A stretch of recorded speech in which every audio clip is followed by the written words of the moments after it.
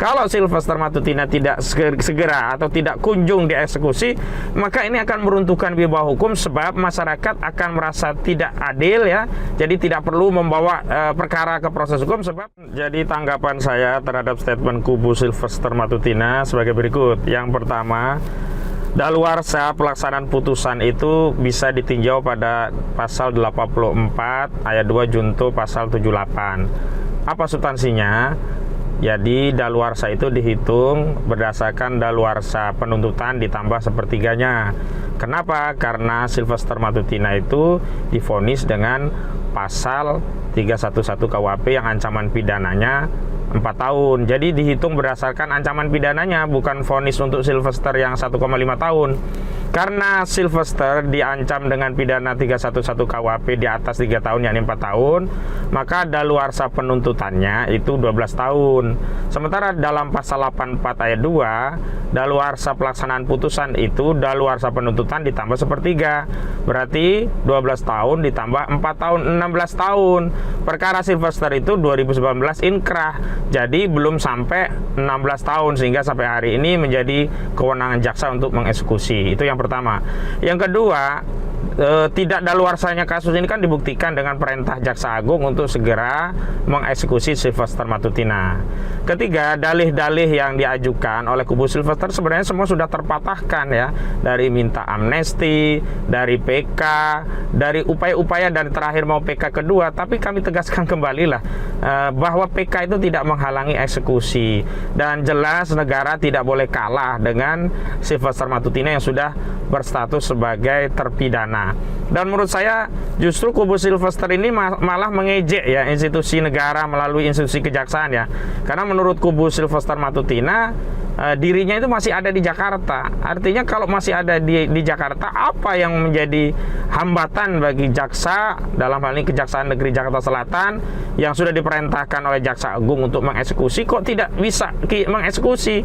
Bahkan melalui sejumlah kuasa hukumnya seolah-olah Sylvester Matutina ini ya mengejek, meledek ya, menantang Jaksa Agung, seolah-olah Jaksa Agung itu memerintahkan untuk mengeksekusi. Itu keliru, nggak benar. Ini kan hancur negara hukum kita kalau seorang yang sudah terpidana, sudah inkrah pun tidak bisa dieksekusi dengan berbagai dalih. Sekali lagi, kami berharap negara hadir untuk menegaskan bahwa negara ini adalah negara hukum, untuk menegaskan bahwa wibawa negara tidak boleh kalah oleh seorang terpidana, untuk menegaskan bahwa masih ada keadilan di tengah masyarakat yang bisa diperjuangkan melalui institusi penegakan hukum. Kalau Sylvester Matutina tidak segera atau tidak kunjung dieksekusi, maka ini akan meruntuhkan wibawa hukum, sebab masyarakat akan merasa tidak adil ya. Jadi tidak perlu membawa perkara ke proses hukum, sebab kalaupun sampai proses di proses hukum dan sudah divonis sampai inkrah, tetap saja tidak bisa dieksekusi. Dan ingat, masalah dengan Pak JK itu sudah selesai. Jadi dimaafkan atau tidaknya tidak berpengaruh lagi, karena ini prosesnya sudah inkrah, sudah putusan.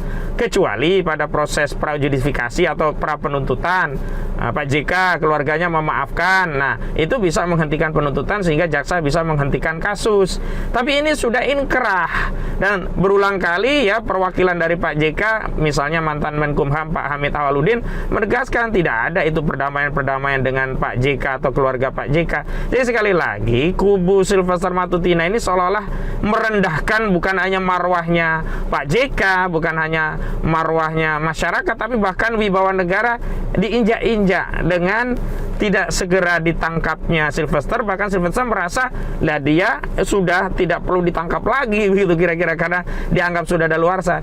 Jadi janganlah ya republik ini dengan 285 juta penduduknya dibuat bodoh oleh kubu Sylvester Matutina. Demikian, Assalamualaikum warahmatullahi wabarakatuh.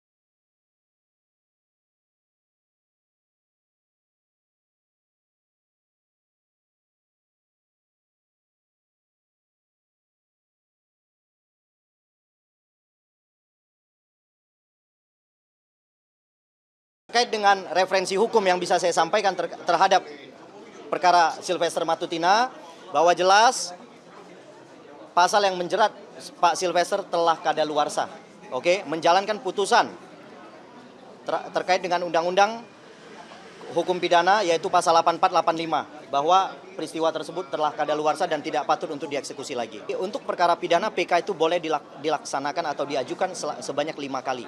Sehingga yang kemarin itu memang adanya sakit yang mengakibatkan tidak bisa hadir, kemudian PK tersebut telah kami cabut.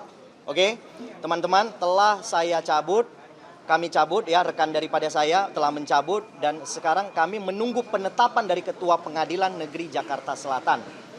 Nah, kami berencana untuk mengajukan lagi PK kedua.